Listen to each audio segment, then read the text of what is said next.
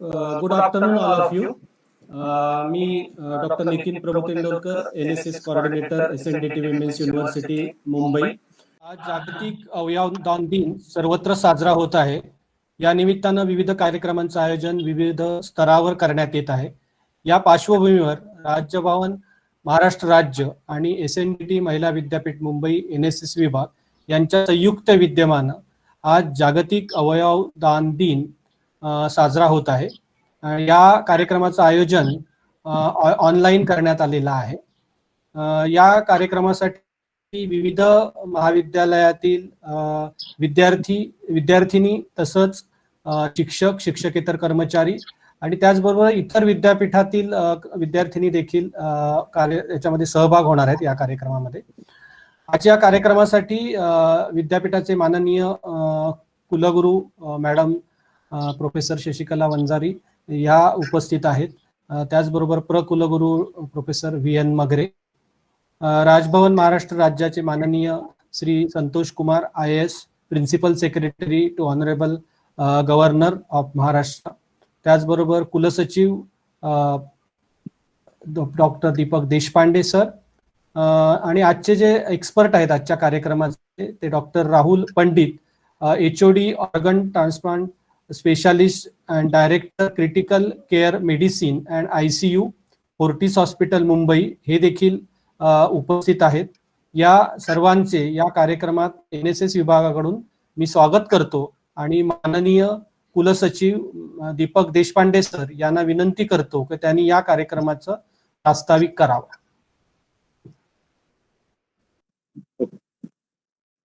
नमस्कार.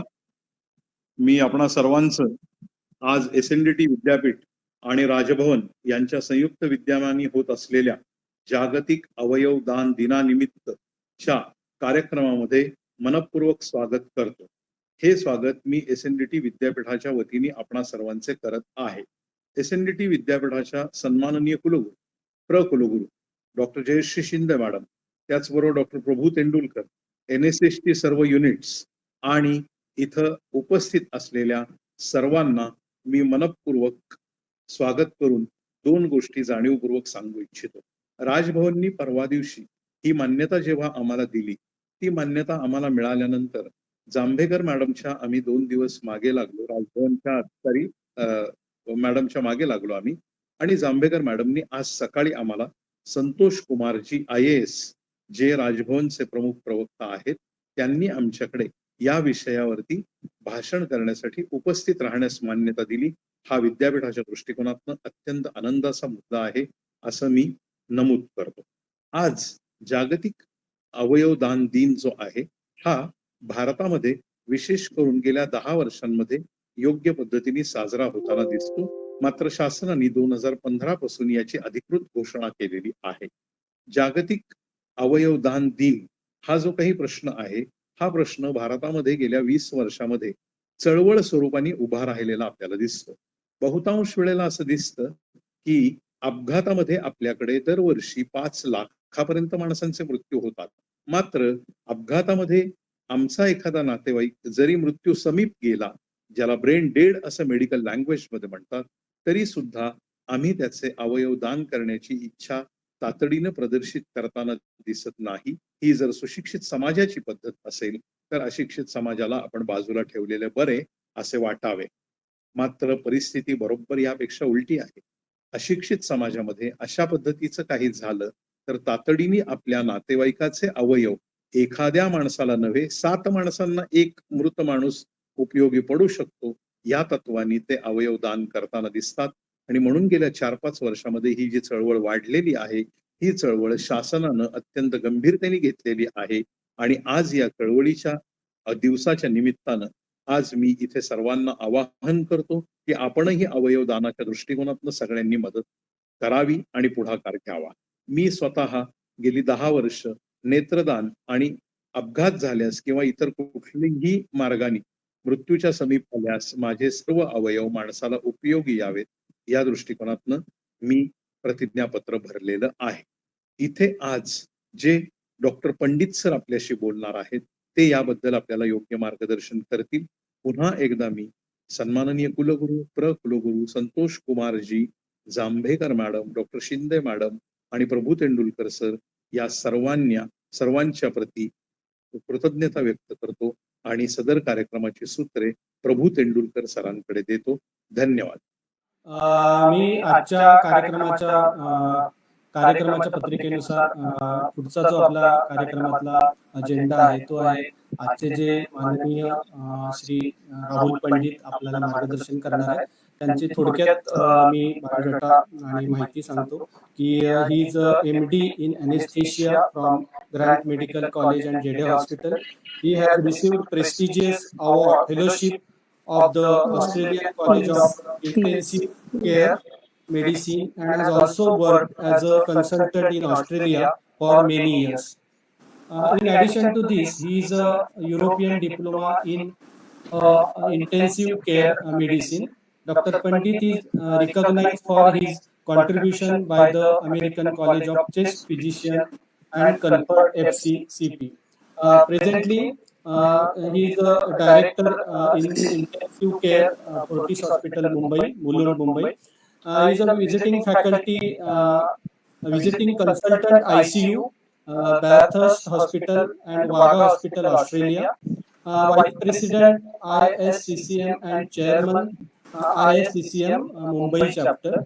As well as he is a teacher for College of Intensive Care Medicine Australia and ISCM Fellowship and Diploma course. त्याचबरोबर सगळ्यात महत्त्वाचं म्हणजे आता महाराष्ट्रामध्ये महाराष्ट्र शासनाचा COVID-19 साठी बनवलेला जो टास्क फोर्स आहे त्या टास्क फोर्सचे मानद सदस्य कमिटीचे सदस्य म्हणून डॉक्टर राहुल पंडित हे कार्यरत आहेत. ही पण एक सन्मानाची आणि खूप गौरवाची बाब आहे आणि अशा पद्धतीने सर्वंकष आणि कॉम्प्रिहेन्सिव्ह असा एक मार्गदर्शक आज आपल्याला लाभलेला आहे. तर मी डॉक्टर राहुल पंडित यांना विनंती करतो की त्यांनी मार्गदर्शन पर भाषण करा. नमस्कार. मैं हिंदी या मराठी में मुझे बोलने के लिए कहा गया था, पर मैं सोचता हूँ कि अच्छा होगा कि मैं हिंदी में बात करूँ. कुछ मराठी शब्द और कुछ इंग्लिश शब्द बीच में आ सकते हैं. सबसे सर्वप्रथम माननीय कुलगुरु जी, वंदारी मैडम जी, प्रोफेसर वंदारी मैडम, आपका धन्यवाद. प्रो वाइस चांसलर रजिस्ट्रार जी और संतोष कुमार जी, प्रिंसिपल सेक्रेटरी ऑनरेबल और राज्यपाल महाराष्ट्र गवर्नमेंट, सबका मैं धन्यवाद करता हूँ कि मुझे यहाँ पे आके इस बहुत महत्वपूर्ण विषय पे बात करने के लिए कहा गया है. और मैं समझता हूँ कि अगर मैं अगले 10-15 मिनट में आप लोगों को अवयव दान या अंग दान जिसे हम हिंदी में बोलते हैं उसके बारे में कुछ बता पाऊँ और उसके बारे में आपको जागरूक कर पाऊँ तो ये बहुत सकारात्मक चीज होगी कि हम आगे जाके इसके वजह से कई सारी जिंदगी बचा पाएंगे. मेरे पास एक 8-9 स्लाइड का प्रेजेंटेशन है और मैं ये प्रेजेंटेशन जो है मैं अभी 1 मिनट से शेयर करना चाहूंगा. और मैं आभारी हूँ एसएनडीटी यूनिवर्सिटी का कि उन्होंने इस मंच पे इस बहुत ही महत्वपूर्ण विषय को बहुत बड़ा स्थान दिया है और इसके बारे में चर्चा हो रही वो लोग कर रहे हैं. ये बहुत ही सम्माननीय है कि इन्होंने ये अवयवदान जैसी जो एक नेक चीज है उनके उसके बारे में लोग आगे बात करना चाहते हैं करके. तो सबसे पहले अगर अवयवदान करना है तो ये हमको समझना जरूरी है कि ये हमारे भारत के संविधान के हिसाब से लीगल है या नहीं है. और अगर अवयवदान करना है तो सबसे पहला हमको डेफिनेशन ऑफ डेथ मतलब मौत मतलब क्या है, डेथ मतलब क्या है, इसके बारे में जानना बहुत जरूरी है. तो हमारा जो भारत का संविधान है उसके transplantation of human organ act जो 1994 में बनी, ये सेंट्रल एक्ट नंबर 42 थी 1994 की. इसके अंतर्गत ट्रांसप्लांटेशन ऑफ ह्यूमन एक्ट को मान्यता दी गई है और उसमें जो है सबसे महत्वपूर्ण कि हमको पहली बार जो हमारे संविधान में डेथ की डेफिनेशन आई है और डेथ की डेफिनेशन ऐसी कहती है, इंग्लिश में है, डिसीज पर्सन मतलब मृत व्यक्ति means a person in home permanent disappearance of all evidence of life has occurred. मतलब मृत व्यक्ति जिसमें कि जीवित रहने की हर जो हमको जो एविडेंस दिखती है वो नहीं है. और ये एविडेंस जो है हम दो तरीके से एस्टेब्लिश कर सकते हैं. एक है कि ब्रेन स्टेम डेथ या तो फिर दूसरा है कि उनके कार्डियोपल्मोनरी डेथ जिसको कि हम लोग सर्वसामान्य रूप से बहुत अच्छी तरह से जानते हैं कि जब हृदय काम करना बंद कर देता है और फेफड़े काम नहीं कर पाते, मतलब कि सांस नहीं ले पाता है पेशेंट, तब हम उसको मृत घोषित करते हैं। पर ये जो ब्रेन स्टेम डेथ है, इसके बारे में कई लोगों को जानकारी नहीं है। और अगर आप देखा जाए तो 1 या 2% पेशेंट ही ऐसे हैं जो कि ब्रेन स्टेम डेथ में से उनकी मृत्यु होगी। अधिकतर लोगों की जो मृत्यु है वो कार्डियोपल्मोनरी सेंस से, मतलब कि हार्ट बंद होने की वजह से होती है। और इसी वजह से ये ब्रेन स्टेम डेथ की जो प्रक्रिया है, इसको इस एक्ट में बहुत अच्छे से बताया गया है। और दूसरी बात ये है कि ब्रेन स्टेम डेथ होने के बाद हार्ट तो काम करना बंद करेगा ही, और लंग्स काम करना पूरी तरह से बंद कर देते हैं, इसलिए पेशेंट को वेंटिलेटर पे रहना बहुत जरूरी रहता है। और अगर थोड़ी देर हम लोग जो इस कई घंटों की जो काला अवधि जो हमको मिलता है, उस अवधि में अगर हम लोग ऑर्गन ट्रांसप्लांटेशन कर पाए तो उस ऑर्गन का कुछ दूसरे शरीर में जाके काम कर सकते हैं, या नहीं तो फिर ब्रेन के बाद हार्ट भी बंद होना अनिवार्य है। तो ये प्रोसेस क्या है organ donation? Organ donation process ये है कि हम एक जीवित व्यक्ति से या तो मृत व्यक्ति से उनके टिश्यू और ऑर्गन निकालते हैं। जो ऑर्गन देता है उसको डोनर कहा जाता है, और जो ऑर्गन लेता है उसको रेसिपिएंट कहा जाता है। अब ये जीवित व्यक्ति और मृत व्यक्ति का क्या तालमेल है? अगर ऐसा कोई अवयव आपके किसी सगे संबंधी को, खून के रिश्ते वाले को खराब हुआ है, और उस अवयव को जीते हुए कोई आदमी अगर डोनेट कर सकता है तो उसको लिविंग डोनर कहते हैं। ऐसे में सिर्फ 2 ही चीजों का डोनेशन हो पाता है। एक है कि भगवान ने हम सबको 2 किडनीज दी है। तो अगर हमारा कोई नजदीक का रिश्तेदार है जिसको कि किडनी फेलियर हुआ है, और आपका जो उनका मैचिंग होता है, और उनकी जो सरकार मान्यता जो पूरी तरह से प्रोसेस है, जिसमें कि आपको आपका रिश्ता जो है वो स्थापित करना पड़ता है, एफिडेविट भरना पड़ता है, पूरी प्रोसेस से जाना पड़ता है, तो आप आपकी एक किडनी आपके खून के रिश्तेदार को दे सकते हैं। खून के रिश्तेदार मतलब माँ बाप, बेटा, पत्नी को दे सकते हैं अर्थात। और अगर वो प्रोसेस आप दूसरा ऑर्गन अगर पूछे तो है लिवर। लिवर का जो है, भगवान ने हमको लिवर ऐसी दी है कि हम उसका एक टुकड़ा लेके हम किसी और को दे सकते हैं, और वो टुकड़ा जो है उस पेशेंट के अंदर भी जाके फैल जाएगा, ग्रो हो जाएगा, और आपकी जो लिवर है वो वापस आपके सब नॉर्मल साइज पे आ जाएगी, और इसकी प्रोसेस करीब करीब 6 महीने तक हो जाती है पूरी। तो ये है लिविंग डोनर। पर अगर मृत व्यक्ति कोई है जिसको कि हमने ब्रेन डेथ घोषित किया है, तो उसके सभी ऑर्गन्स हम निकाल सकते हैं हार्ट बंद होने के पहले। और इसलिए आईसीयू में रहते हैं ये पेशेंट अधिकतम, और ये पेशेंट वेंटिलेटर पे रहते, ताकि उनकी जो है ऑक्सीजनेशन जो है उनका हम लोग कृत्रिम रीत्या करते रहते हैं, आर्टिफिशियली, और ब्रेन जो है बंद हो गया होता है, पूरी तरह से काम फंक्शन बंद कर देता है वो। और उन पेशेंट्स को हम लोग डोनेशन लेके ले सकते हैं। आजकल हार्ट बंद होने के बाद भी कोई कोई ऑर्गन्स लिए जाते हैं, पर इसकी प्रोसेस अभी तक इतनी अच्छी से भारत में नहीं चालू हुई है। तो हम लोग ब्रेन डेथ कैसे एस्टेब्लिश करते हैं? सबसे पहले तो इरिवर्सिबल कोमा। इरिवर्सिबल कोमा मतलब पेशेंट पूरी तरह से मूर्छित है, पेशेंट को कुछ भी आजू बाजू के सराउंडिंग या किसी भी चीज की कोई जानकारी नहीं है, और कोई दवाई नहीं है जिसकी वजह से कि मूर्छित है। दूसरा मतलब है कि ब्रेन की जो सभी फंक्शन है वो पूरी तरह से बंद है। और तीसरा ये है कि उनको सांस लेने में भी कुछ तकलीफ हो रही है, उनको सांस लेने में बिल्कुल सांस नहीं ले पा रहे हैं, पूरी तरह से सांस का उनको जो ब्रीदिंग सेंटर है वो बंद हो गया है। और इसकी टेस्टिंग हम लोग पेशेंट को वेंटिलेटर से निकाल के करते हैं कि पेशेंट सांस ले रहा है कि नहीं। कभी कभी 7-8 मिनट हम लोग रुकते हैं और उस कालावधि में देखते हैं कि पेशेंट सांस ले रहा है कि नहीं, और उनका जो है कार्बन डाइऑक्साइड बढ़ रहा है कि नहीं। ब्रेन डेथ के क्या क्या कॉजेज हैं? ब्रेन डेथ किन किन कंडीशंस में ब्रेन डेथ होता है? तो सबसे पहले तो ये है नॉर्मल ब्रेन का पिक्चर। और ये जो है कई पेशेंट्स के सीटी स्कैन है। आप बाएं बाजू देख सकते हैं कि इसमें ऑक्सीजन की कमी की वजह से पूरा ब्रेन काला हो गया है। यहाँ पे एक बड़ा ब्लड क्लॉट हो गया है। यहाँ पे जो है दोनों तरफ से पेशेंट्स को ब्लीडिंग हुआ है। तो ये पेशेंट सर्वसामान्य रूप से अगर पेशेंट के ब्रेन में अगर इंजरी हुई है, पेशेंट को अगर अंदर से रक्तस्राव हुआ है, या पेशेंट को अगर अंदर से कोई तकलीफ हुई हो, जैसे कि ब्रेन हेमरेज बोलो या कोई सबएरेक्नॉइड हेमरेज बोलो या ऑक्सीजन की कमी की वजह से, तो इस कारण पेशेंट जो है ब्रेन डेथ की प्रोसेस में जा सकता है। अब सबसे महत्वपूर्ण ये प्रश्न आता है कि ये सब लॉ के अंतर्गत है कि नहीं। मैंने आपको बताया कि एक सेंट्रल लॉ है, और वो सेंट्रल लॉ तो जो है उसको यहाँ पे कौन मॉनिटर कर रहा है, लोकल लेवल पे कौन मॉनिटर कर रहा है। तो सबसे पहली बड़ी बात है कि ये सिर्फ रिकॉग्नाइज हॉस्पिटल में किया जाता है। मतलब गवर्नमेंट ऑफ महाराष्ट्र, जैसे अभी हम लोग महाराष्ट्र में मुंबई में है, तो गवर्नमेंट ऑफ महाराष्ट्र किन किन हॉस्पिटल्स को मान्यता देती है, उन्हीं हॉस्पिटल्स में ये ब्रेन डेथ डिक्लेरेशन हो सकती है। इतना ही नहीं, तो उस हॉस्पिटल के जो है इंटेंसिविस्ट, एनेस्थेटिस्ट और न्यूरोलॉजिस्ट को भी मान्यता दी जाती है तो स्पेसिफिक पर्सन ही उस हॉस्पिटल में कर सकता है। अगर आपका हॉस्पिटल रिकॉग्नाइज नहीं है तो ज्यादातर आपको पेशेंट को एक रिकॉग्नाइज हॉस्पिटल में भेजना पड़ेगा, या सरकार से स्पेशल परमिशन लेके रिकॉग्नाइज डॉक्टर्स को उस हॉस्पिटल में आना पड़ेगा और उनको ब्रेन डेड डिक्लेयर करना पड़ेगा। लोकली जो है एक बार ब्रेन डेड डिक्लेयर कर दिया तो ऑर्गन्स के ऊपर किसी का क्लेम नहीं रहता। ऑर्गन्स के ऊपर स्टेट जो है वो उनकी वेटिंग लिस्ट रखती है, और जोनल ट्रांसप्लांट कोऑर्डिनेशन कमेटी करके ZTCC जो है वो लोकल लेवल पे है। SOTTO state organ and tissue transplant organisation, ROTTO is regional and NOTTO is national. तो ये अगर ZTCC के पास अगर लिस्ट में कोई पेशेंट नहीं है तो स्टेट को रेफर करता है, स्टेट जो रीजन को रेफर करता है, जिसके अंदर का 2-3 स्टेट आते हैं, और अगर कोई भी स्टेट रीजन में नहीं है तो फिर ये नेशनली रेफर हो जाता है। तो इसके अंतर्गत कोई भी गड़बड़ी करने की कोई भी आशंका नहीं है। ये पूरी तरह से गवर्नमेंट रेगुलेटेड है, और सबसे महत्वपूर्ण है कि कोई हॉस्पिटल ये नहीं कह सकता कि ये ऑर्गन हमको आना है या ये ऑर्गन आपको जाना है। ये जो ZTCC डिस्ट्रीब्यूशन करेगी उसी तरह से ऑर्गन होता है।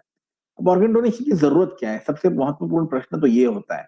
आज भी अगर आप देखो तो 1.5 लाख पेशेंट्स जो है डायलिसिस पे वेटिंग है कि उनको किडनी ट्रांसप्लांट मिले, और उनमें से हम कितने ट्रांसप्लांट कर पा रहे, करीब करीब 3-3.5 हजार ट्रांसप्लांट। इसी तरह हार्ट को भी 50,000 हार्ट की जरूरत है, लिवर को भी करीब करीब 1 लाख लिवर की जरूरत है, और हम लोग 50 हार्ट से ज्यादा साल में नहीं करते हैं और 500 लिवर से ज्यादा साल में नहीं करते हैं। तो आप देख सकते हो कि जरूरत बहुत ज्यादा है, और हम लोग आज जो काम कर रहे हैं वो बहुत कम है। कुछ ही पेशेंट्स को जो है फायदा हो रहा है। तो अगर ऑर्गन डोनेशन बढ़ेगा, अगर ऑर्गन डोने वाले लोग बढ़ेंगे, तो बहुत सारे जीवित व्यक्तियों को जो है और जिंदगी जीने का मौका मिलेगा। कौन डोनेट कर सकता है? आप ये बिल्कुल मत सोचिए कि मैं डोनेट कर सकता हूं कि नहीं कर सकता हूं, क्योंकि आप तभी डोनेट करोगे जब अगर आपकी मृत्यु ब्रेन डेथ से हुई तो आप मृत्यु पश्चात ही डोनेट करने वाले हो। आपको सिर्फ इच्छा व्यक्त करनी है आपके सगे संबंधियों को कि मैं डोनेशन करना चाहता हूं। ये बहुत महत्वपूर्ण है, क्योंकि जब डोनेशन की बात आएगी तब आप तो नहीं रहेंगे आपकी इच्छा व्यक्त करने के लिए, तो आपके सगे संबंधियों को ये पूछा जाएगा डॉक्टरों द्वारा कि या क्या हम लोग इन पेशेंट का ऑर्गन डोनेट कर सकते हैं कि नहीं। अर्थात फाइनल परमिशन जो है आपके सगे संबंधी देंगे, पर ये अगर उनको आपकी इच्छा के बारे में पहले से जानकारी हो तो उनका जो निर्णय है वो काफी आसान हो जाता है, क्योंकि उनको पता रहता है कि हमारे इस व्यक्ति ने ऑर्गन डोनेशन की इच्छा जीते हुए व्यक्त की थी, तो मरणोपरांत उनको जो है उनकी इच्छा पूरी करने का एक मौका मिल जाता है। करीब करीब 2 साल से लेकर 80 साल तक कोई भी पेशेंट जो है ऑर्गन डोनेशन कर सकता है। अ, अगर ऑर्गन डोनेट नहीं कर पाए तो भी टिश्यू डोनेशन तो जरूर हो सकती है। टिश्यू डोनेशन तो आंखें, कॉर्निया और त्वचा, ये दोनों चीजें दे सकती हैं। सबसे महत्वपूर्ण बात, हर रिलीजन जो है आज ऑर्गन डोनेशन को और टिश्यू डोनेशन को सपोर्ट करता है। कोई भी मजहब ऐसा नहीं है जो कि कहता है कि आप ऑर्गन डोनेशन या टिश्यू डोनेशन नहीं कर सकते हो। और अर्थात जो जिंदा है वो अपने सगे संबंधियों को एक हाथ किडनी अगर जरूरत पड़े तो, और थोड़ा सा लिवर का टुकड़ा जरूर डोनेट कर सकते हैं। अगर पेशेंट ब्रेन डेड है तो कौन कौन से ऑर्गन डोनेट हो सकते हैं? Kidney, liver, heart, lung, pancreas, intestine, ये जो है बड़े ऑर्गन हो सकते हैं। और टिश्यूज में जो है कॉर्नियास मतलब आंखें, heart valves, pancreatic cells, skin, bone, tendons और लिगामेंट्स। तो अगर आप देखो तो 2 किडनी, एक या 2 लिवर के दो लिवर के टुकड़े करके 2 पेशेंट को दिए जा सकते हैं, तो 4 पेशेंट ये हो गए, हार्ट, लंग, पैंक्रियास और इंटेस्टाइन। करीब करीब 7 से 9 पेशेंट की जान आप बचा सकते हो अगर आप ऑर्गन डोनर बनना चाहते हो तो मरणोपरांत। तो जैसा मैंने फिर से दोहराऊंगा कि अगर आपकी ऐसी इच्छा है और अगर आप आज ऑर्गन डोनेशन के लिए प्लेज कर रहे हैं या कभी भी जिंदगी में आके जाके प्लेज करना चाहोगे, तो आपका जो निर्णय है वो जरूर आपके सगे संबंधियों को बताइए। उनको बताइए, ना ही उतना ही नहीं तो उनको उसके बारे में बातचीत करने के लिए प्रोत्साहित कीजिए, कम्युनिटी में बातचीत करने के लिए प्रोत्साहित कीजिए, ताकि उनको जो है ये गिफ्ट ऑफ लाइफ के महत्व समझे और लोग और इसके बारे में प्रेरित हुए। ये फॉर्म है जो कि मैंने नोटो की वेबसाइट से डाउनलोड किया है। फॉर्म 7 बोलते हैं इसको बोलते हैं ऑर्गन और टिश्यू प्लेजिंग। आप ये फॉर्म को भर के आप वेबसाइट के ऊपर अपलोड कर सकते हो या तो फिर पोस्ट से भेज सकते हो, और इसमें आपको ये पता चलेगा कि आपने जो है प्लेजिंग की है। और फिर भी जो मेरा जो सवाल आपको था और जो मेरा सुझाव आपको था कि आज अगर आप प्लेज भी करते हो तो ऐसी कोई रजिस्ट्री नहीं बनी है जो कि सामान्य आदमी एक्सेस कर सके और पता चले कि इन्होंने ऑर्गन डोनेशन को हाँ बोला है या ना बोला है। तो आप के सगे संबंधियों को जरूर बताइए आपकी इच्छा, ताकि वो लोग जो है आपकी इच्छा पूरी कर सके। धन्यवाद। Thank you for your valuable guidance. मी आता क्वेश्चन आन्सर सेशनसाठी काही क्वेश्चन्स असतील विद्यार्थिनींचे किंवा स्टाफचे, तर त्याच्यासाठी मी त्यांना विनंती करतो की त्यांनी क्वेश्चन्स विचारा. हा सर, मी दीपक देशपांडे. मी पुण्यामध्ये किडनीच्या संदर्भाने एक चळवळ आम्ही चालवतो. आतापर्यंत आम्ही जवळपास 1,000 लोकांना किडनी डोनेशनसाठी 3.5 कोटी रुपये मिळवून दिले. 15 वर्षापूर्वी माझ्या भावाच्या किडनी फेल गेल्या होत्या आणि माझ्या आईची आणि तिची किडनी नील मॅच होत असताना डॉक्टर रॉयनी ती बसवली आणि पुढची 11 वर्ष माझा भाऊ व्यवस्थित कार्यरत राहिला. तेव्हापासून मी किडनी सपोर्ट ग्रुप पुण्यामध्ये सुरू केलेला आहे आणि त्याच्या अंतर्गत मी 3,000 लोकांना किडनी सपोर्ट म्हणजे किडनी चेंज करण्यासाठी जवळपास 3 कोटी रुपये उपलब्ध करून दिले आहेत. धन्यवाद सर. एक महत्वाचा प्रश्न असा येतोय की आपल्याला फार लगेचच काही हॉस्पिटल्सची नावं उपलब्ध करून हवी असतील, तर ती त्याची कशी सोय आहे, म्हणजे ती पटकन कशी मिळू शकतात? एकतर ऑर्गन डोनेशनचं ऍप्लिकेशन करण्यासाठी, आणि दुसरं म्हणजे आता जर घरात ऑर्गन डोनेशनचं ऍप्लिकेशन केलं नसेल आई वडिलांनी, पण त्यांनी इच्छा व्यक्त केली असेल की आमचं ऑर्गन डोनेशन केलंच जावं, तर त्यानंतर म्हणजे आतापर्यंत ह्याची जाणीव नाही किंवा आठवण नाही, राहून गेलं, पण अचानक मृत्यू झाला घरात, तर काय सोय आहे? मुंबई आणि पुण्यावरून हा दोन प्रश्न. गोष्टी आहेत ताई, की मुंबईमधले जे हॉस्पिटल्स आहेत सगळे मोठे हॉस्पिटल, पब्लिक आणि प्रायव्हेट हॉस्पिटल, म्हणजे Sion Nair, JJKEM, Fortis, Lilavati, Hinduja, Ambani, all hospitals have been recognized as transplant centers or non-organ transplant retrieval centers. Okay, तर त्याच्यामध्ये काही प्रश्न नाही. छोटे नर्सिंग होम्सला मात्र अजून एवढी मान्यता मिळालेली नाही, कारण जे नियम आहेत, त्या नियमाप्रमाणे तुम्हाला एक न्यूरोलॉजी टीम लागते, लागते,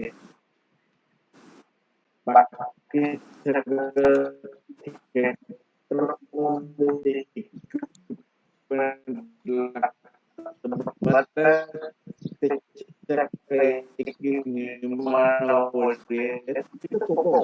शेवटी निर्णय जो आहे, कन्सेंट जी आहे ती पेशंट जो आत्ता आहे त्याच्या नातेवाईकांचाच कन्सेंट घेतला जातो.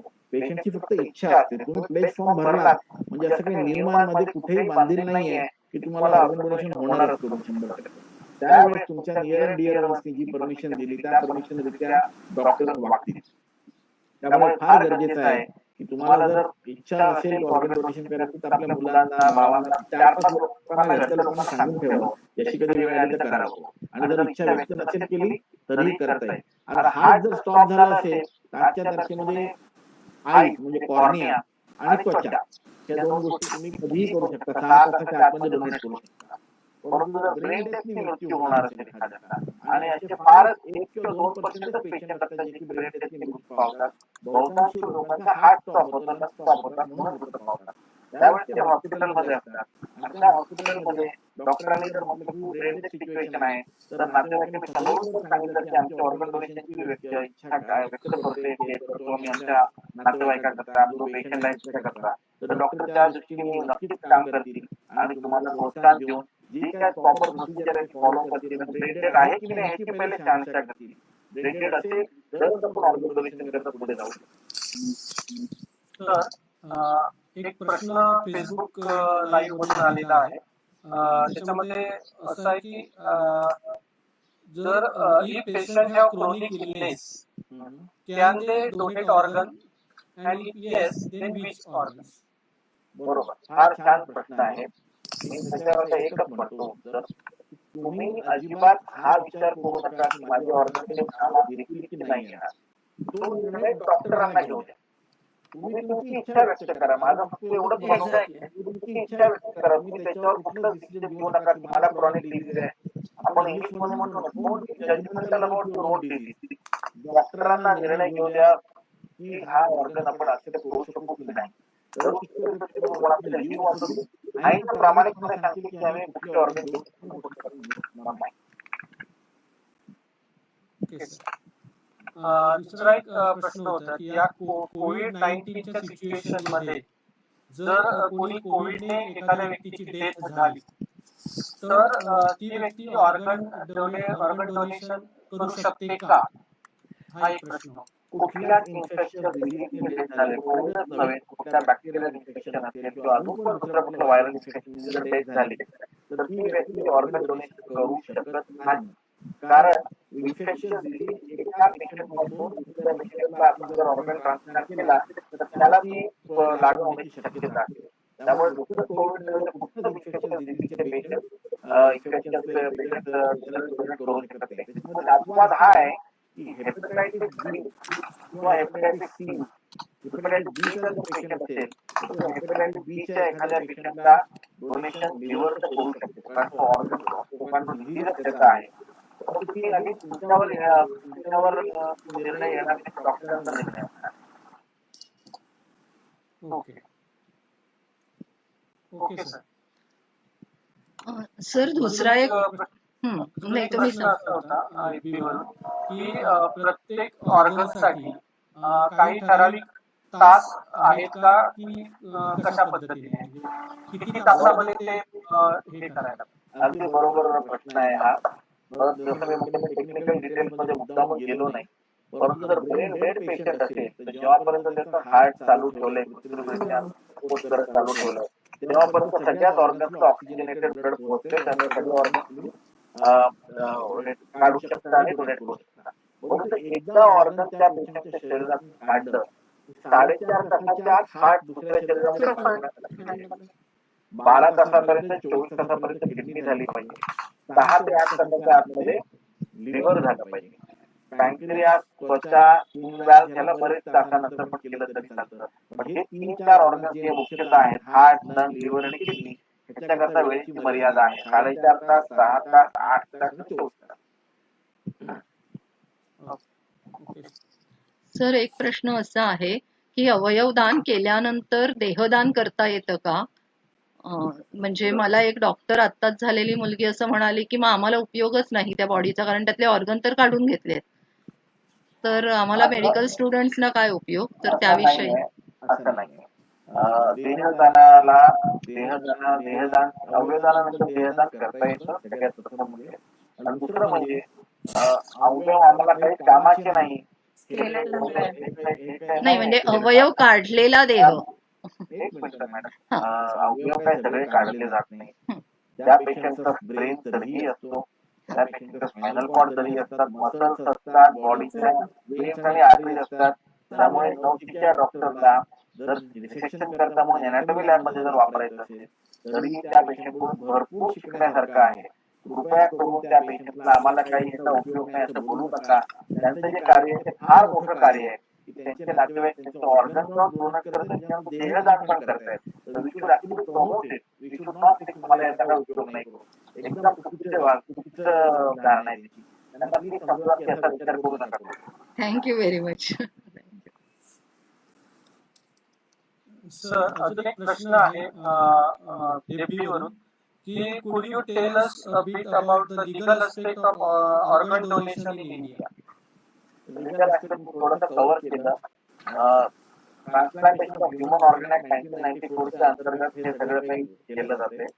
It is a completely legal process for brain dead declaration आणि त्याच्याबरोबर ऑर्गन डोनेशनची पूर्ण जी रूपरेखा आहे ती शब्दांना शब्द त्या ऍक्ट मध्ये दिलेली आहे. ती तुम्हाला शब्दांना शब्द तशीच पाळायची आहे.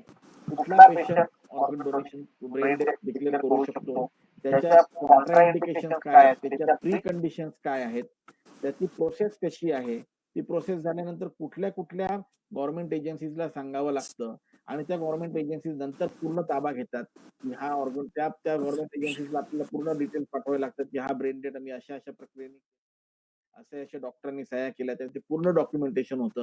आणि जसं मी म्हटलं याच्यामध्ये ऑर्गन ट्रेड ही जी भीती आहे की आमचे ऑर्गन कुठे जातील का, याची शक्यताच नाहीये. कारण हे सगळं काही गव्हर्नमेंट डिस्ट्रीब्युशन होतं. वेटिंग लिस्ट हॉस्पिटल ठेवत नाही. वेटिंग लिस्ट ही ZTCC महाराष्ट्रामध्ये ठेवते, पुण्यामध्ये ZTCC पुन्हा ठेवते आणि ZTCC डिस्ट्रीब्यूट करते. त्यामुळे त्याच्यामध्ये आपला काही संबंध येत नाही ब्रेन डेड पेशंट मध्ये. हा, लाईव्ह रिलेटेड असेल, काकाने आपल्या वडिलांनी मुलाला दिलं किंवा मुलांनी वडिलांना दिलं, आईला दिलं, मग ते घरच्या घरात ब्लड रिलेशनशिप मध्येच देता येतं. त्याचे पण नियम इतके टाईट आहेत की त्याला तुम्हाला एका कमिटी समोर जाऊन एफिडेव्हिट्स करून त्यांचं रिलेशनशिप एस्टॅब्लिश करून मगच करता येतं. त्यामुळे ब्रेन डेथ आणि live related death, organ donation दोन्ही नियमामध्ये फार बांधलेले आहेत आणि ब्रेन डेथ मध्ये तर कुठलीच गडबड होण्याची काहीच शक्यता नाहीये, कुठलीच नाहीये.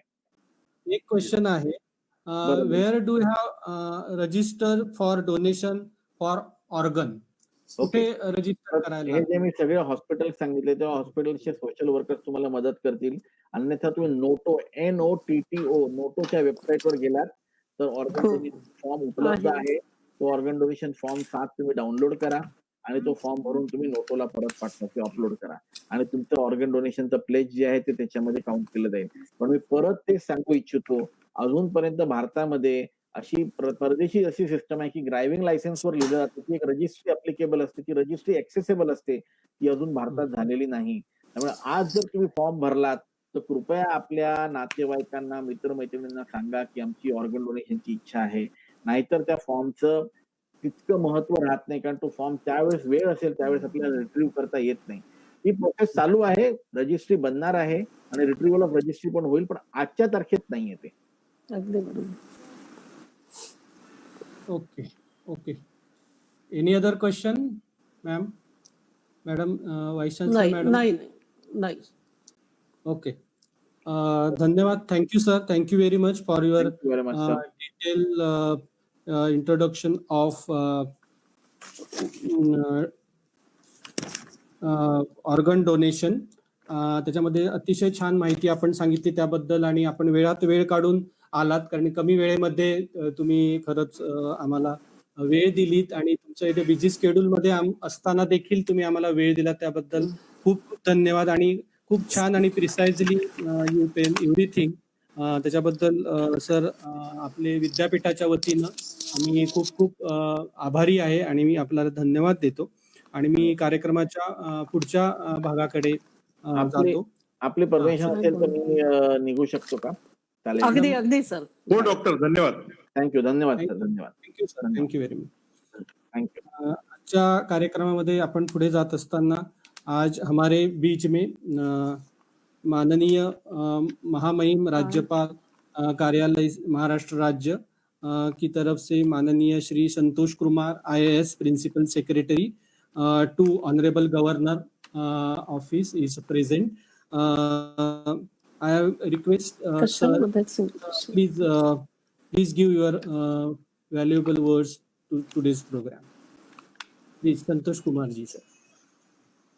सर्वप्रथम सर्व पॅनलिस्ट आणि तसेच जे आपले श्रोता आहे सगळ्यांना धन्यवाद, आम्हाला या कार्यक्रमासाठी इन्व्हाइट केलं. थोडक्यात फार या जे ऑर्गन डोनेशन त्याचे थोडा हिस्ट्री मध्ये मी थोडा सांगतो. एक तर की या ऑर्गन डोनेशनचे भारताचे फार जवळीक संबंध आहेत. जवळपास 600 700 BC मध्ये भारतामध्ये प्रथम स्क्रीन ग्राफ्ट झालं होतं. सुश्रुत नावाचे आपले वैज्ञानिक आणि ऋषी होते, त्यांनी स्क्रीन ग्राफ्टिंग केली. तर फार अगोदरची गोष्ट आहे, जवळपास 2600-2700 साल झालेलं आहे त्या गोष्टीची. आणि तेव्हापासून भारतामध्ये स्क्रीन ग्राफ्टिंग किंवा स्क्रीन डोनेशनचे काम होतो. जवळीक काळात बघितलं त्यामध्ये सुद्धा भारतामध्ये मुंबईचे फार मोठा स्थान आहेत. KEM हॉस्पिटल आपल्या सगळ्यांना माहिती असेल. जवळपास 1960 ते 1970 या दरम्यान KEM hospital, king Edward memorial hospital जे आहे MCGM चे, त्यामध्ये भारताचे पहिला किडनी ट्रान्सप्लांट ऑपरेशन झाला होता. आणि तो कॅडावर ट्रान्सप्लांट ऑपरेशन होता, म्हणजे मृत व्यक्ती होते, त्या मृत व्यक्तीचे किडनी ट्रान्सप्लांट करण्यात आले होते. त्यावेळेस ते ज्या माणसाला रेसिपियंटला ट्रान्सप्लांट झाला तो फारसा दिवस जगू शकला नाही, पण मुंबईचे पहिला स्थान त्यामध्ये सुद्धा आहे. नंतर व्हेलोर हॉस्पिटल 1970 मध्ये व्हेलोर हॉस्पिटलमध्ये पहिला किडनी ट्रान्सप्लांट झाला. जर जगाच्या बघितलं आपण जगामध्ये कुठे ट्रान्सप्लांट किंवा ऑर्गन डोनेशनची सुरुवात झाली तर 16th सेंचुरीमध्ये पहिला स्क्रीन ग्राफ्टिंगचे काम झालं होतं, जे सायंटिफिक बेसिसवर ज्यामध्ये आपण रेकॉर्डेड हिस्ट्रीमध्ये आहे. गॅस्पारो नावाचे एक सायंटिस्ट होते. त्यांनी 16व्या सेंचुरीमध्ये त्यांनी ट्रान्सप्लांट स्किन ट्रान्सप्लांट त्यांनी केले होते. त्याचे पुढे गेलं तर 1905 मध्ये फर्स्ट कॉर्नियल ट्रान्सप्लांट झाला होता. आपल्या डोळ्यामध्ये कॉर्निया होता, त्याचे 1905 मध्ये त्याचे पहिला सक्सेसफुल होता. ते डॉक्टर ऑस्ट्रेलियन होते, त्यांनी केले. आणि किडनी ट्रान्सप्लांट जर बघितलं तर सुरुवातीमध्ये माणसामध्ये हे किडनी ट्रान्सप्लांट करण्यात आले नव्हते. कुत्र्याचे किडनी होतं तो त्याचे ट्रान्सप्लांट करण्यात आला होता. तो 1912 मध्ये एलेक्स कॅरल नावाचे एक सायंटिस्ट होते, त्यांनी केले होते आणि त्यांना या कामासाठी नोबेल प्राइज मिळाला. म्हणजे एवढं महत्वाचे होतं. ते जगलं नाही, म्हणजे जे पेशंट होतं जगलं नाही, पण ट्रान्सप्लांटचे प्रयत्न त्यांनी केले. आणि याचे पुढे बघितलं 1954 मध्ये पहिला सक्सेसफुल किडनी ट्रान्सप्लांट झाला, जे डॉक्टर जोसेफ मरे होते. आणि त्या डॉक्टरला सुद्धा या कामासाठी 1990 मध्ये त्यांना नोबेल प्राइज मिळाला. एवढं महत्वाची हे काम आहे आपल्या माणसासाठी, ज्यामुळे 1954 गोष्टसाठी त्यांना 1990 मध्ये त्यांना आणि त्यासोबत एक आणखी होते ज्यांना बोन मॅरो ट्रान्सप्लांट साठी त्यांना हे देण्यात नोबेल प्राइज देण्यात आले. त्या 2 माणसाला ट्रान्सप्लांट ऑर्गन ट्रान्सप्लांट साठी हे करण्यात आलं होतं. तर अशा प्रकारची गोष्ट. त्याच्यानंतर पुन्हा आणखी हार्ट ट्रान्सप्लांट 1967 मध्ये पहिल्यांदा सक्सेसफुली करण्यात आली. साऊथ आफ्रिकाचे सर्जन होते. नंतर डॉक्टर थॉमस 1968 मध्ये बोन मॅरो ट्रान्सप्लांट करण्यात आले. आता तर हाताचे सुद्धा ट्रान्सप्लांट होत आहे. 1998 मध्ये पहिला सक्सेसफुल ट्रान्सप्लांट करण्यात आलं. आता 2-3 दिवसापूर्वी बघितलं भारतामध्ये सुद्धा हँड ट्रान्सप्लांट करण्यात आलेली आहे. तर अशा प्रकारचे हे याचे हिस्ट्री आहे, जे खूप रोचक आहे. जवळपास भारत यामध्ये लीड घेतलं होतं. मधल्या कालावधीमध्ये ते फारसं त्यामध्ये नाही होऊ शकले, पण भारत यामध्ये सुरुवातीमध्ये लीड घेतलेले आहे. आता हे ऑर्गन डोनेशन डे जे बघितलं तर आपल्या लक्षात येईल, हे ऑर्गन डोनेशन डे 2015 मध्ये सुरुवात झाली याची. ऑर्गन डोनेशन जेव्हा फार अगोदर सुरुवात झाला, पण मात्र डोनेशन जो आहे ऑर्गन डोनेशन डे म्हणून 2005 मध्ये साजरा करण्यात आला. का करण्यात आला? आपल्या लक्षात येईल की 2014 या वर्षी जेव्हा आपण बघितलं तर भारतामध्ये ऑर्गन डोनेशन जे प्रमाण ज्याचे होतं जवळपास 0.34 पर मिलियन, म्हणजे 10 लाख माणसापैकी फक्त 0.34 माणसांनी ऑर्गन डोनेशन केले. जेव्हा हे जे पाश्चात्य देश आहेत किंवा युरोपियन कंट्री आहेत त्यामध्ये आपल्या पंडित साहेबांनी सांगितलं, डॉक्टर पंडितने सांगितलं की ते सर्वात पुढे आहे. जवळपास 36 माणसे प्रति 10 लाख एवढं लोक तिथे हे करतात, ऑर्गन डोनेशन साठी हे करतात. क्रोएशियामध्ये 35 आहे, USA मध्ये 27 आहे. अशा प्रकारचे जे थोडा पुढे गेलेले देश आहेत त्याचे प्रमाण जास्त आहे, पण भारतामध्ये फारच कमी आहे. याचे उलट जर बघितलं, आपल्याला ज्या लोकांना आवश्यकता आहे याच्या खूप जास्त संख्या आहे. जवळपास 2 लाख लोक आहेत ज्यांना लिव्हरचे आपले आजार आहेत आणि त्यामुळे त्यांना वेळेवर लिव्हर मिळत नसल्यामुळे ते मरण पावतात. ज्या वेगवेगळ्या कारणाने लिव्हर खराब होतात आपल्याला माहित असेल, either virus C, hepatitis C व्हायरसमुळे होतो किंवा हेपॅटायटिस बी मुळे होतो किंवा इतर कारण आहेत. 2 लाख लोकांना गरज आहे आणि मात्र किती लोकांना होतो दरवर्षी ट्रान्सप्लांट? 1000-1500 लोकांना होतो. किती मोठी गॅप आहे आणि किती लोकांना आपण जीवनदान देऊ शकतो. लिव्हर राहिली नाही तर माणूस जगू शकत नाही. त्याची स्थिती आपल्या किडनीमध्ये आहे. किडनीमध्ये दरवर्षी जवळपास 1.5 लाख लोकांना किडनीची आवश्यकता असते, पण मात्र किती किडनीचे ट्रान्सप्लांट होतो? जवळपास 7,000-8,000 होतो. मोठ्या प्रमाणामध्ये याची गरज आहे. तसेच हार्टची आहे, फक्त 50 पर्यंत हार्ट ट्रान्सप्लांट होऊ शकतो. कारण की लाईव्ह हार्ट म्हणजे लिव्हिंग डोनर होऊ शकत नाही. फक्त जे ब्रेन डेड म्हटलं, डॉक्टर पंडितनी सांगितलं, ते ब्रेन डेड जे पेशंट असतात त्याच्यामुळे हे ट्रान्सप्लांट शक्यता फार कमी प्रमाण आहे. डोळाच्या बघितलं आणखी खूप जास्त येते. आता आपण सगळे लोकांना डोळा आहे म्हणून आपण जगाला एन्जॉय करू शकतो, पण डोळ्यामध्ये जवळपास दरवर्षी आपल्याला सध्या 11 लाखची वेटिंग लिस्ट आहे कॉर्नियल ट्रान्सप्लांट साठी. 11 लाख. आणि किती होतात? कॉर्नियल ट्रान्सप्लांट माहिती आहेत? 25,000 25-26च्या दरवर्षी कॉर्नियल ट्रान्सप्लांट होतात. एवढं कमी प्रमाण आहे, किती लाख मध्ये लोक त्यांना बघता येत नाही, ते हँडिकॅप जीवन जगतात आणि त्यांना नॉर्मल डे ड्युटी करता येत नाही, खूपच जास्त आहेत. आणि हे याचे खूप म्हणजे आश्चर्य वाटतो की एक जर डोनेशन पर मिलियन झाली तर आपण 2600 लोकांना किडनी देऊ शकतो, 2600 लोकांना आई देऊ शकतो, 1300 लोकांना लिव्हर देऊ शकतो, 1300 लोकांना पॅन्क्रियास देऊ शकतो आणि तेवढे हार्ट देऊ शकतो. तर हे प्रमाण भारतामध्ये खूपच कमी आहे, खूपच कमी. आणि यामुळे आपल्याला जनजागृती करण्याची गरज आहे आणि त्यासाठी शासनाने ऑर्गन डोनेशन डे म्हणून साजरा करण्याचे 2015 मध्ये ठरवलं. आता हे जे आहेत एवढं कमी प्रमाण आहे, त्यासाठी अगोदर आपल्याला माहिती आहे की यामध्ये अनरेग्युलेटेड सेक्टर होतं. 1994च्या अगोदर फार मोठ्या प्रमाणामध्ये किडनीमध्ये तस्करी वगैरेचे व्हायचे आणि त्याला रेग्युलेट करण्यासाठी 1994 मध्ये केंद्र शासनाने ट्रान्सप्लांटेशनसाठी ऍक्ट आणले आणि त्या कायद्याखाली आता सगळे हे ट्रान्सप्लांटेशनचे काम चालतो. याला वाढवण्यासाठी हे आपल्याला ऑर्गन डोनेशन डे आपल्याला साजरा करण्यात येतात. आपल्याला माहिती असेल की ऑर्गन डोनेशन जे आहे 3 प्रकारचे असतात. आपले डॉक्टर पंडितने एक प्रकारावर भर दिला, फक्त जे ब्रेन डेड डोनेशनवर त्यांनी भर दिलं. पण 3 प्रकाराचे असतात. एक ब्रेन डेड डोनेशन असतं, दुसरा डोनेशन ऑफ कार्डियक डेथ म्हणजे ज्याला कॅडॅव्हर डोनेशन म्हणतो, आणि तिसरा लिव्हिंग डोनेशन म्हणतो. लिव्हिंग डोनेशन तर सगळे संबंधित देऊ शकतात, मात्र कॅडॅव्हर डोनेशन आणि ब्रेन डेड डोनेशन त्यामध्ये कोणते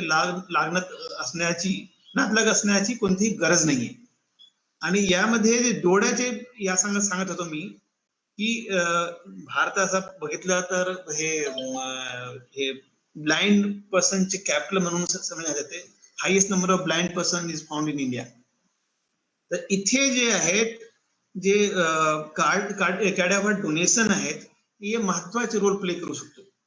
जवळपास भारतामध्ये दरवर्षी 1.3 करोड लोक मरण पावतात दरवर्षी, आणि यापैकी आपण फक्त 25,000 सगळे मिळून, म्हणजे ते फक्त कॅडॅव्हर डोनेशन नाही, कॅडॅव्हर आणि ब्रेन डेड हे दोन्ही मिळून जे डोनेशन आहे, फक्त आपण 20-25,000 करू शकतो. हे फार आपल्या लाजरवाणी गोष्ट आहे. 1.3 करोड मरण पावतात, त्यापैकी फक्त 25,000 आपण ट्रान्सप्लांट करतो. डोनेशन संख्या थोडी जास्त आहे, म्हणजे वाटते 50-55,000 पर्यंत डोनेशन आहे. अर्ध वापर होऊ शकत नाही, आणि हे फक्त आपण 20-25,000 पर्यंत कॉर्नियल ट्रान्सप्लांट होऊ शकतो. यामध्ये सुद्धा आपण सगळे जे मंडळी आहेत, युथ मंडळी आहेत, हे मोठ्या प्रमाणात कार्य करू शकतात. Youth he generally agent of change. कोणतेही गोष्ट मध्ये चेंज आणण्यामध्ये सर्वात मोठा कंट्रीब्युशन जे आहे युवक लोकांचे असतात. एक युवक आहेत, एक एडल्ट आहे, ते 10-20 माणसाला कन्व्हिन्स करू शकतो, घराला सुद्धा कन्व्हिन्स करू शकतो, आणि त्यामुळे मोठ्या प्रमाणावर हे चेन रिएक्शन होऊन हे ऑर्गन डोनेशनला बढावा मिळू शकतो. आपल्याला माहिती आहे की 20-25 वर्षापूर्वी जे ब्लड डोनेशन आहे एवढ्या मोठ्या प्रमाणावर व्हायचे नाही. आज आपण जनजागृती केली, आज मोठ्या प्रमाणावर ब्लड डोनेशन होतं, सगळे लोक ब्लड डोनेशन करण्यासाठी सगळे लोक तयार होतात. तेच स्थिती तसंच प्रकार से चळवळ करण्याची गरज आज अवयवचे डोनेशनसाठी करायची गरज आहे. सगळे लोकांना यामध्ये जेवढं आपण, आणि त्यामध्ये जे विद्यार्थी आहेत, कॉलेजचे विद्यार्थी असो, शाळेचे विद्यार्थी, हे मोठा रोल प्ले करू शकतात. यामुळे आपण सगळे युनिव्हर्सिटीला यामध्ये आम्ही विनंती केली, त्यांना रिक्वेस्ट केलं की आपण सगळे जे युवक मंडळी आहे त्यांना आपण विनंती करा, आणि त्यांच्या मार्फत मोठ्या प्रमाणावर आपण लोकांपर्यंत पोहोचू शकतो.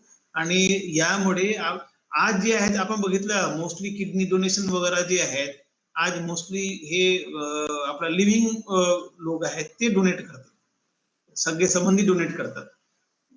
हे जर डोनेशनचे लोक वाढलं तर आपल्याला लिव्हिंग डोनेशनची संख्या कमी करता येतील. ते फार महत्वाची गोष्ट आहे. यामध्ये आपण सगळे जे मंडळी आहेत, युवक मंडळी आहेत, आणि कारण की जे डोनर आहेत, आपण एकदा तुम्ही डोनेट केलं तर हे लीगल डॉक्युमेंट नाही आहे. आपल्या सगळ्यांना माहिती असेल की डोनेशन साठी आपण कन्सेंट फॉर्म भरतो. दिस इज नॉट लीगल डॉक्युमेंट की आज मी डोनेशन फॉर्म भरला तर मेल्यानंतर हे बंधनकारक आहे अवयव दान करण्यासाठी, असं नाही आहे. It's just a form of willingness. It's just a willingness statement आहे की मी डोनेशन करण्यासाठी तयार आहोत. मेल्यानंतर त्यांचे कुटुंब आहे, त्यांची फॅमिली आहे, दे प्ले मेजर रोल. आणि त्यामध्ये आजचे जे युवक मंडळी त्यांचे सुद्धा मोठा रोल होतो. ते कुटुंबाला कन्व्हिन्स करण्यासाठी की आपण जे मेलेल्या माणसाचे आपण ऑर्गन डोनेट करा.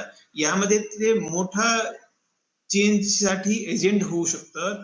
आणि आपलं मोठे आहे हे आपलं कडे 100 महाविद्यालयाचे, जर 100 मध्ये 1000 मुलं सुद्धा शिकत असतील, 100 × 1000 1 लाख होतो. प्रत्येकाने 20 माणसाला सुद्धा कन्व्हिन्स केलं, 20 कुटुंबाला कन्व्हिन्स केलं तर 20 लाख कुटुंब आपण त्याला तयार करतो. हे यामध्ये आपला मोठा रोल आहे. यामध्ये आम्ही बारबार आपल्या सगळ्यांना विनंती करतो की या कामासाठी लोकांना प्रवृत्त करा, स्वतः करा आणि बाकी लोकांना प्रवृत्त करा. आणि तेव्हा कुठेतरी अवयवचे आज जे कमतरता भासतो ते पुढे भासणार नाही. लोकांना डोळे, आपल्याला माहिती असेल एक माणूस जो आहे 7 माणसाला जगण्याचे आधार देऊ शकतो. 7 पर्सनला 7 प्रकारचे ऑर्गन डोनेट करून 2 डोळा, 2 यकृत लिव्हर, 2 किडनी, पॅनक्रियास, हार्ट, हे सगळे अवयव आहे ते दान करून 7 लोकांना जीवन दान देऊ शकतो. ते मोठा, हे खरं बघितलं ते देव कार्य आहे. It's act of God. तर या सगळ्यामध्ये यामध्ये आपण सगळे लोकांनी मोठ्या हिरिरीने भाग घेतला पाहिजे, लोकांना कन्व्हिन्स केलं पाहिजे. आणि NSS can also play big role. I am saying की एनएसएस चे आपले हे आहेत कोऑर्डिनेटर आहेत, यामध्ये एनएसएस सुद्धा फार मोठा रोल प्ले करू शकतो. या माध्यमाने युनिव्हर्सिटीच्या माध्यमाने, आपल्या युवक मंडळीच्या माध्यमाने मी सगळ्यांना विनंती करतो की आपण ऑर्गन डोनेशन, फक्त आपण स्वतः ऑर्गन डोनेशन करण्यासाठी कार्ड भरू नये, कन्सेंट फॉर्म भरू नये. तुम्ही यासाठी चळवळ निर्माण करा. 1 माणसाने 100 माणसाला कन्व्हिन्स करण्याचे ठरवा. आणि तर तेव्हा हे ऑर्गन डोनेशन डे खरं म्हणून साजरा केल्याचे भासणार. आपण सगळ्यांना कन्व्हिन्स केलं तर we have plenty of donors. It's just only this thing way of convincing them. त्यांच्या कुटुंबाला कन्व्हिन्स करणे हे आपलं सगळ्यांना, आम्ही युनिव्हर्सिटीच्या तर्फे, राजभवनच्या तर्फे आपण सर्वांना मी कळकळीची विनंती करतो. आपण मला या स्तरावर बोलण्याची संधी दिली याबद्दल व्हीसी मॅडम आणि एसएनडीटी युनिव्हर्सिटी दोघांना मी धन्यवाद देतो. Thank you. Thank you sir, thank you very much. तुम्ही बऱ्याच अस्पेक्टवर फोकस केला आणि माहिती दिली जी फार अत्यावश्यक होती आणि फार बेसिक ज्या गोष्टी आहेत त्याच्यावर तुम्ही प्रकाश टाकला त्याबद्दल. आणि मी एनएसएस विभाग एसएनडीटी महिला विद्यापीठातर्फे आपल्याला आश्वस्त करतो की येणाऱ्या काळामध्ये आम्ही आमच्या जी कॉलेजेस आहेत त्याच्यामध्ये एक प्रकारचा अवेअरनेस क्रिएट करून जास्तीत जास्त लोकांपर्यंत, समाजापर्यंत ऑर्गन डोनेशनच्या संदर्भातलं जे जनजागरण आहे, जनजागृती आहे ती आम्ही करू आणि जास्तीत जास्त लोकांना त्याच्यामध्ये इन्व्हॉल्व्ह करण्याचा आमच्या अजेंडामध्ये आम्ही घेऊन ते पूर्ण करण्याचा खरंच प्रयत्न करू. Thank you very much sir. तुम्ही वेळात वेळ काढून इथे आलात त्याबद्दल आणि अतिशय छान असं मार्गदर्शन आपण केलं. यापुढे जाताना मी माननीय कुलगुरू प्रोफेसर शशिकला वंजारी मॅडम ज्यांच्या कल्पनेतून आणि त्यांच्या नियोजनातून या कार्यक्रमाची रूपरेषा ठरली आणि हा कार्यक्रम आज दिसत आहे सर्वांच्या समोर. त्यामध्ये मॅडमची भूमिका फार आहे. विद्यापीठामध्ये सतत त्यांच्या प्रेरणेतून अनेक कार्यक्रम होत असतात विद्यापीठाच्या अंतर्गत आणि हे एक त्याचं उदाहरण आहे. अशा पद्धतीचे अनेक कार्यक्रम होत असतात आणि मॅडमना खरंच याबद्दल मी धन्यवाद देतो की मॅडमनी आम्हाला ही जबाबदारी दिली आणि फार कमी वेळेमध्ये आम्ही या गोष्टीचं आयोजन केलं. आपल्याकडे वेळ असता तर अजूनही फार मोठा कार्यक्रम आपण करू शकलो असतो. मी मॅडमना विनंती करतो की मॅडमनी अध्यक्षीय भाषण करावं. नमस्कार. सन्माननीय श्री भगतसिंहजी कोश्यारी, महाराष्ट्र राज्याचे महामहिम राज्यपाल आणि विद्यापीठाचे कुलाधिपती, त्याचप्रमाणे आदरणीय श्रीयुत संतोष कुमार सर, माननीय राज्यपालांचे मुख्य सचिव, प्रकुलगुरू डॉक्टर विष्णू मगरे, कुलसचिव डॉक्टर दीपक देशपांडे, ज्या माध्यमातून हा कार्यक्रम होतो, राष्ट्रीय सेवा योजना विभाग, त्याचे समन्वयक डॉक्टर प्रभू तेंडुलकर, विविध विभागांचे विभाग प्रमुख, प्राचार्य, विविध वैधानिक परिषदांचे प्रमुख सदस्य, विद्यापीठाचे सर्व अधिकारी, शिक्षकेतर कर्मचारी आणि प्रिय विद्यार्थी भगिनींनो, आपलं सगळ्यांचं मनपूर्वक स्वागत आणि तसेच अभिनंदन. सर्वप्रथम आदरणीय संतोष कुमार सर, आपल्याप्रती मी आभार व्यक्त करते की आपण एक चांगली सूचना आणि मार्गदर्शन करून आम्हाला आजच्या कार्यक्रमाची योजना करण्याकरता प्रेरित केलं. सर, आपलं मनपूर्वक आभार. डॉक्टर जयश्री शिंदे यांनी ताबडतोब ही गोष्ट याची जाणीव लक्षात घेऊन आणि आवश्यकता लक्षात घेऊन तांत्रिक सगळा सहभाग त्यांनी दाखविला, त्याबद्दल मी त्यांचे आभार व्यक्त करते. डॉक्टर राहुल पंडित यांनी अगदी सर क्षणाची उसंत आम्हाला मिळाली नाही, परंतु त्यांनी होकार दिला आणि सुंदर मार्गदर्शन केलं, त्याबद्दल मी निश्चितच त्यांच्या प्रति आभार व्यक्त करते. आजचा हा अवयव दानाचा कार्यक्रम शेवटच्या टप्प्यावर येऊन पोहोचलेला आहे आणि आत्ताच संतोष कुमार सरांनी जे आवाहन केलं, मित्रांनो, मला माहिती आहे की आज सगळे आकडेवारी पण सांगितली, संतोष कुमार सरांनी सांगितली, राहुल पंडितांनी सांगितली आणि मी पण जे काही माहिती मिळवली, तर जवळपास 5 लाख मृत्यू कुठल्या ना कुठल्या अवयवामुळे होतो आहे भारतामध्ये आणि आपण प्रगतिशील राष्ट्र बनण्याकरता आपले पूर्ण प्रयत्न सुरू आहे आणि निश्चितपणे ज्या 20व्या शतकामध्ये आपण वावरतो आहोत, तिथे मला वाटतं की आपल्यासारख्या सुज्ञ मंडळींनी जर अवयव दानाची चळवळ ही जर चांगली राबवली तर निश्चितच आपला देश तो टप्पा पूर्ण करू शकेल आणि मृत्यू दर कमी करू शकेल, याची पूर्ण खात्री आहे. राहुल पंडित सरांनी अनेक गोष्टी, कारण बरेचदा असं मी बघितलं की एखाद्या घरी मृत्यू झाल्यानंतर आपण त्या घरच्या लोकांना जर कन्व्हिन्स केलं की मग किमान तुम्ही डोळे तरी द्या, डोनेट करा, तर ती लोक इतकी रिलक्टंट असतात, आढेवेढे घेतात. तर मला असं एक माझा अनुभव असा आहे की शिकलेल्या घरांमध्ये संतोष कुमार सर जास्त प्रमाण दिसतं. एखाद्या अशिक्षित माणसाला समजवणं खूप सोपी असतं, पण शिक्षित माणसाला सांगणं सुद्धा कठीण होतं. आणि केवळ आपण पूर्ण आयुष्य जगतो आणि सुंदर आयुष्य आपलं आपण जगलो असलो तरी देखील आपल्या हातून दान होईलच हे सांगता येत नाही.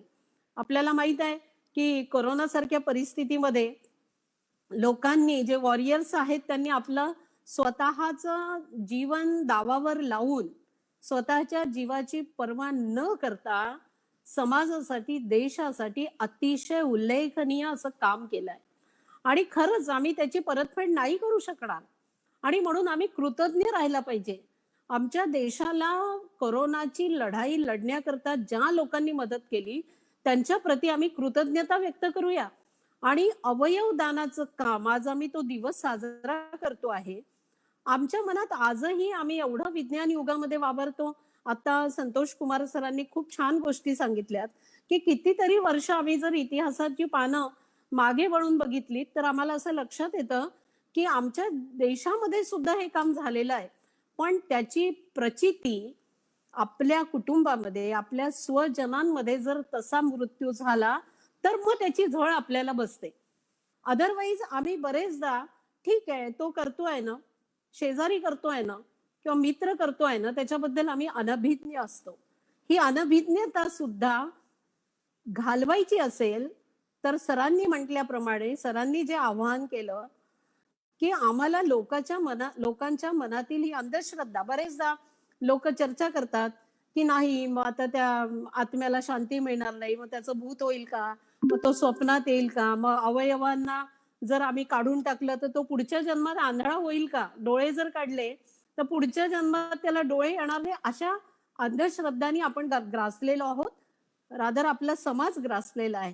आणि म्हणून मोठ्या प्रमाणात आपल्याला ही चळवळ, सरांनी म्हटलं ते अतिशय उल्लेखनीय आहे, अधोरेखित करावं, की आपल्याला या अंधश्रद्धा, ह्या चुकीचा समज, आपण जर स्वतः शिक्षित आहोत तर आपल्याला दुसऱ्याला, किमान मी एका व्यक्तीला तरी याची प्रेरणा देईल या कामाची, हा प्रयत्न आपण निश्चित करू. आणि जसं आता दोन्ही वक्त्यांच्या भाषणातून आणि उद्बोधनातून असं कळलं की आपल्याजवळ खूप काही देण्यासारखं आहे. मला असं वाटतं सर, संतोष कुमार सर, की खूपदा आपल्याला खूप काही करायची इच्छा असते आणि जीवन संपायचा क्षण येतो आणि मग आपल्याला त्रास होतो, कसला तरी वेदना होतात आणि मग जाणवतं की अरे, अख्खं 60 वर्षाचं आयुष्य गेलं पण मी माझ्या आयुष्यात काहीच करू शकली नाही. आणि मग तेव्हा सुद्धा तो व्यक्ती इच्छा व्यक्त करतो की माझ्या हातून काही चांगलं घडलं पाहिजे. आणि अशा वेळी आपण ही नेमकी क्षणिक इच्छा असेल, अंतिम इच्छा असेल, त्याला कुठलं पण नाव द्या तुम्ही, त्या इच्छेला आपण अतिशय चांगल्या कामात परावर्तित करण्याचा विडा उचलूया. आणि SNDT सर निश्चितपणे राजभवनातून आम्हाला जे मार्गदर्शन मिळालेलं आहे ते आम्ही वाया जाऊ देणार नाही सर.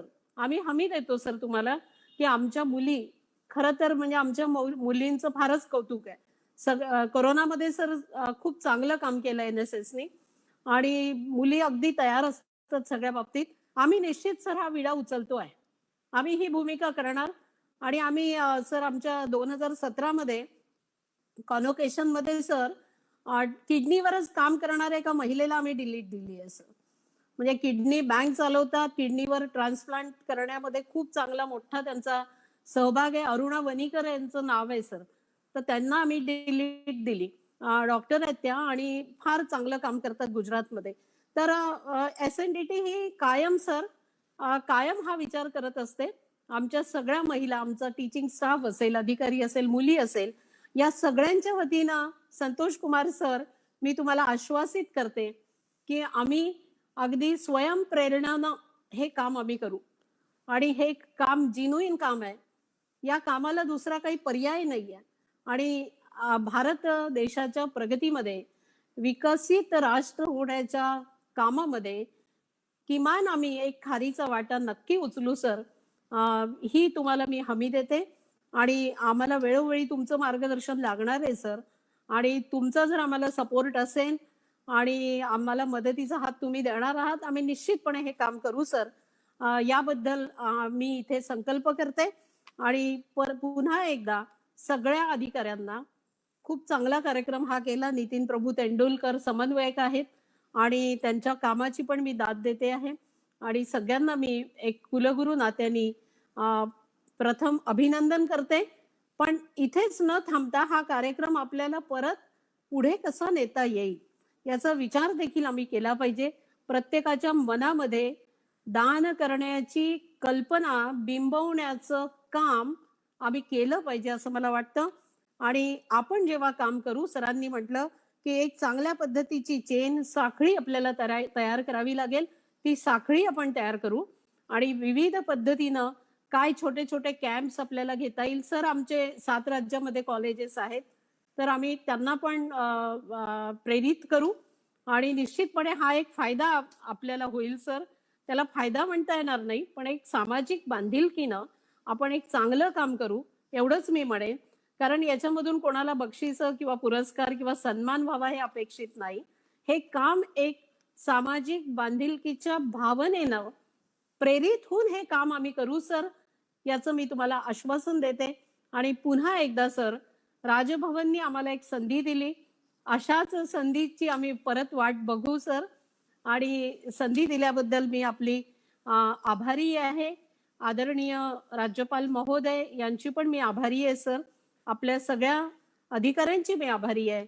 आणि विद्यापीठाचे पण सगळे अधिकारी यांचे देखील मी आभार मानते. आणि धन्यवाद सर पुन्हा एकदा. धन्यवाद मॅडम. आपण अतिशय समर्पक भाषेमध्ये या कार्यक्रमाबद्दल अध्यक्षीय भाषणामध्ये नमूद केलेलं आहे. विद्यापीठातर्फे जी काही मदत लागेल किंवा एज अ कॅम्पेन म्हणून आपण हे करणार आहोत. NSSच्या माध्यमातून यासाठी पूर्ण आपल्याला सहकार्य राहील आणि नक्की आपण सांगितलेल्या शब्दाप्रमाणे आपण विद्यापीठापासून याची सुरुवात करून आपल्या वेगवेगळ्या कॉलेजच्या माध्यमातून नक्कीच आपण हे कॅम्पेन जे आहे ते लोकांपर्यंत पोहोचवू.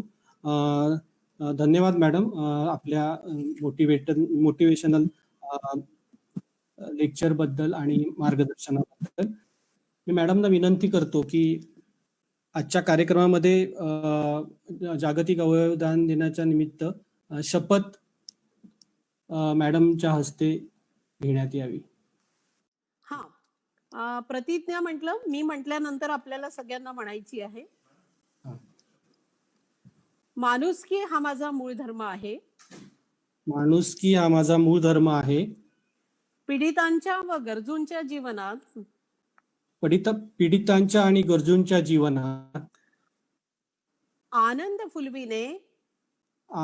फुलविणे हीच माणुसकीची खरी शिकवण आहे. हीच माणुसकीची खरी शिकवण आहे. अशी माझी श्रद्धा आहे. अशी माझी श्रद्धा आहे. अवयदानामुळे गरजू रुग्णांच्या जीवनात आनंद फुलविणे शक्य होते. तसेच मृत्यू पथाला लागलेल्या व्यक्तीला नवा जन्म देता येतो. त्यामुळे हे सर्वात मोठे पुण्यकर्म आहे.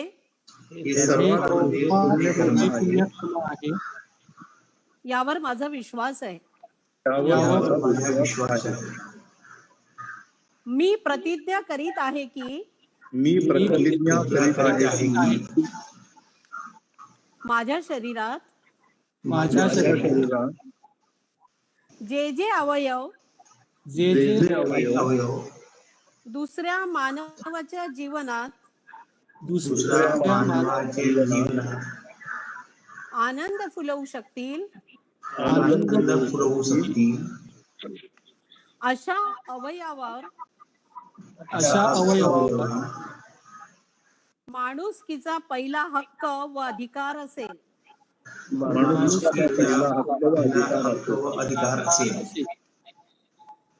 माझ्या अवयवांचा अशा माणुसकीच्या पूर्ण कार्यासाठी पुण्य करण्यासाठी उपयोग झाला पाहिजे. अशा माणुसकीच्या पुण्यकार्यासाठी उपयोग झाला पाहिजे असा माझा आग्रह आहे.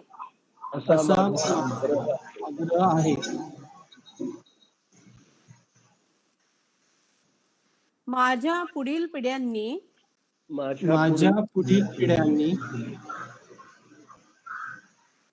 या आग्रहाचा मान राखावा म्हणून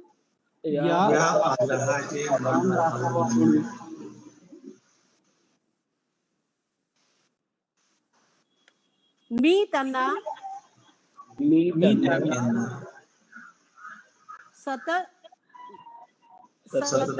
स्मरण देत राहील.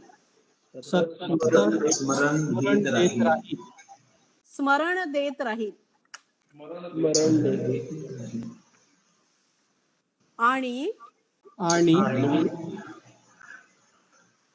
पुढील पिढ्यांवर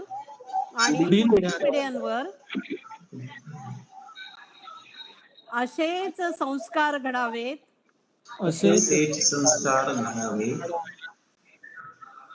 यासाठी मी प्रयत्नशील राहील. धन्यवाद.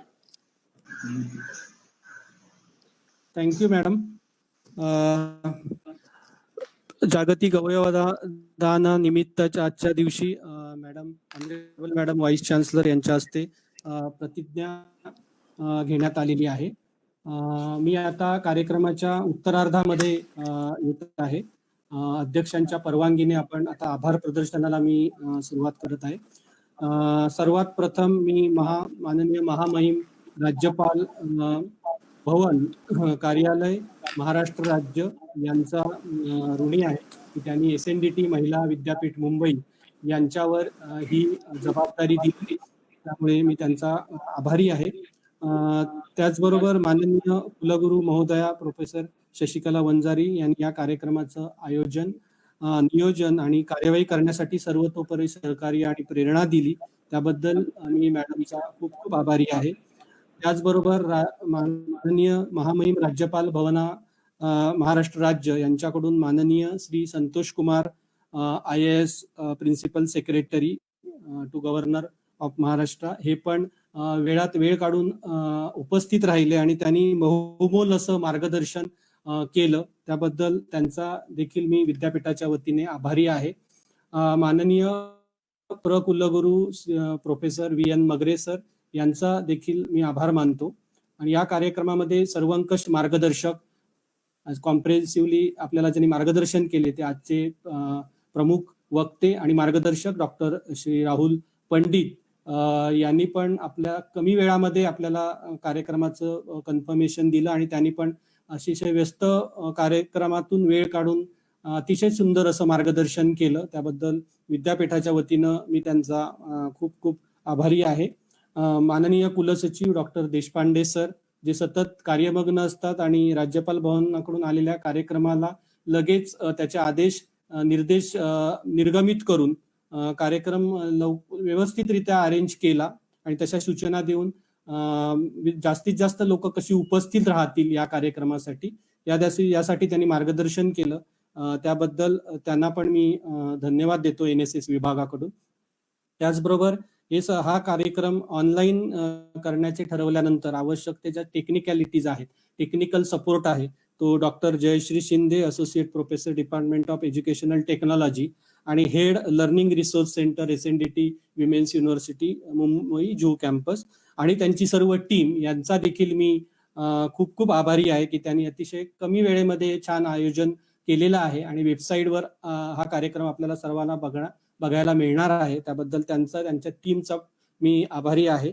त्यात सर्वात महत्वाचं म्हणजे विविध कॉलेजचे प्राचार्य, हेड ऑफ द डिपार्टमेंट्स, त्याचबरोबर टीचिंग नॉन टीचिंग स्टाफ, त्याच्यानंतर NSS स्टुडंट व्हॉलेंटियर्स आणि इतर विद्यार्थी देखील उपस्थित आहेत. आणि सगळ्यात महत्वाचं सांगायचं म्हणजे आपण हा कार्यक्रमाचे जे पत्रक होतं ते इतर विद्यापीठांमध्ये पण सर्क्युलेट केलेलं होतं, तर त्या विविध विद्यापीठांमधली पण काही लोक या कार्यक्रमाला उपस्थित असतील. NSSचे state liaison officer doctor Atul Salunkhe, त्याच्याचबरोबर NSS रिजनल सेंटरचे मिस्टर कार्तिकेयन हे देखील या कार्यक्रमाला उपस्थित होते. EBSB एक भारत श्रेष्ठ भारतच्या अंतर्गत आपण मी इन्व्हिटेशन ओडिशा राज्याचे जे डॉक्टर सुनंदा आहेत SNO स्टेट लिएझन ऑफिसर, त्यांना देखील पाठवलं होतं आणि त्यांचं कन्फर्मेशन आलं होतं की त्या जॉईन होत आहेत, त्या पण कार्यक्रमाला जॉईन झालेल्या असतील.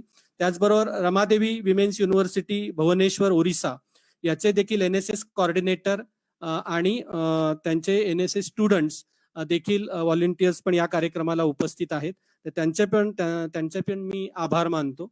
आणि सर्वात शेवटी आपल्या या कार्यक्रमासाठी ज्यांची प्रत्यक्ष आणि अप्रत्यक्षपणे मदत राहिलेली आहे अशा सर्व मंडळींचे आणि व्यक्तींचे मी विद्यापीठाच्या वतीनं आणि NSS विभागाच्या वतीनं धन्यवाद मानतो आणि अध्यक्षांच्या परवानगीने हा कार्यक्रम इथे संपत आहे असं जाहीर करतो. धन्यवाद.